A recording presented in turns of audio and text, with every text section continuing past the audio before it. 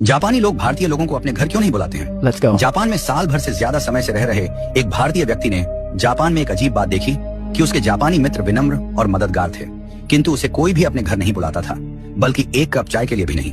हैरान और आहत होकर आखिरकार उसने एक जापानी मित्र से पूछा कि ऐसा क्यों है। काफी देर तक चुप रहने के बाद उस दोस्त ने भारतीय व्यक्ति को जवाब दिया कि हमें भारतीय इतिहास पढ़ाया जाता है, किंतु प्रेरणा लेने के लिए नहीं, बल्कि एक चेतावनी के तौर पर। Oh my God. ये सुनकर उस भारतीय व्यक्ति ने हैरान होकर पूछा, क्या चेतावनी? भारतीय इतिहास चेतावनी के तौर पर पढ़ाया जाता है? प्लीज बताओ ऐसा क्यों है? तब जापानी दोस्त ने उससे पूछा कि बताओ कितने अंग्रेजों ने भारत पर राज किया था? तब भारतीय व्यक्ति ने कहा शायद लगभग 10,000। जापानी व्यक्ति ने गंभीरता से सिर हिलाया और पूछा उस समय भारत में 30 करोड़ से ज्यादा भारतीय रहते थे, है ना? तो फिर तुम्हारे लोगों पर अत्याचार किसने किया? उन्हें कोड़े मारने, यातना देने और गोली मारने के आदेशों का पालन किसने किया था? फिर उसने जोर देकर पूछा कि जब जनरल डायर ने जलियांवाला बाग में गोली चलाने का आदेश दिया तो ट्रिगर किसने दबाया था? क्या वे अंग्रेज सैनिक थे?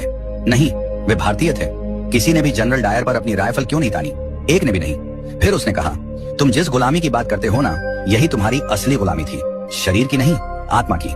वह भारतीय व्यक्ति जडवत, मौन और शर्मिंदा खड़ा सुनता रहा। जापानी मित्र ने आगे कहा चलो बताओ मध्य एशिया से कितने मुगल आए थे? शायद कुछ हजार, और फिर भी उन्होंने सदियों तक तुम पर राज किया। मुगलों ने अपने संख्या बल से भारत में शासन नहीं किया, बल्कि तुम्हारे अपने लोगों ने सिर झुकाकर मुगलों को सलाम किया, अपने लोगों से द्रोह किया और मुगलों की वफादारी की, या तो जिंदा रहने के लिए या फिर चांदी के सिक्कों के लिए। तुम्हारे अपने ही लोगों ने अपना धर्म परिवर्तन कर लिया, अपनी बहन बेटी मुगलों से ब्याह दी। तुम्हारे ही लोगों ने तुम्हारे नायकों को अंग्रेजों को सौंप दिया। बताओ चंद्रशेखर आजाद के साथ विश्वासघात किसने किया था? वे अल्फ्रेड पार्क में छुपे हैं। ये खबर अंग्रेजों को किसने दी थी? भगत सिंह को, उस समय के बड़े राजनेता जो अंग्रेजों से अपनी बातें मनवा सकते थे। उनकी अनुमति के बिना फांसी पर चढ़ाना आसान था क्या? जो कि खुद को देशभक्त कहते थे।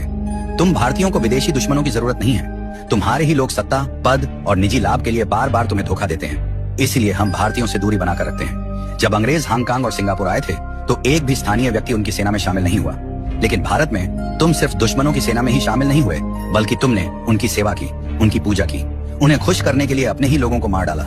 यही नहीं, तुम भारतीय तो आज भी नहीं बदले हो। तुमने इतिहास से कोई सबक नहीं लिया है। आज भी थोड़ी सी मुफ्त की बिजली, एक बोतल शराब, एक कंबल दे दो और तुम्हारा वोट, तुम्हारा जमीर, तुम्हारी आवाज सब बिना सोचे समझे तुम बेच देते हो। तुम्हारी वफादारी तुम्हारे देश के साथ नहीं, बल्कि तुम्हारे पेट के साथ है। तुम नारे लगाते हो, तुम विरोध प्रदर्शन करते हो, लेकिन जब देश को तुम्हारे बलिदान की जरूरत पड़ती है तब तुम कहाँ होते हो? तुम्हारी पहली वफादारी अभी भी अपने घर, परिवार, पत्नी, बच्चों और धन संपत्ति के प्रति है। बाकी देश और धर्म जाएं भाड़ में। इतना कहकर वह जापानी वहां से चला गया और वह भारतीय शर्म के मारे सिर नीचे के वही पत्थर की तरह खड़ा रह गया।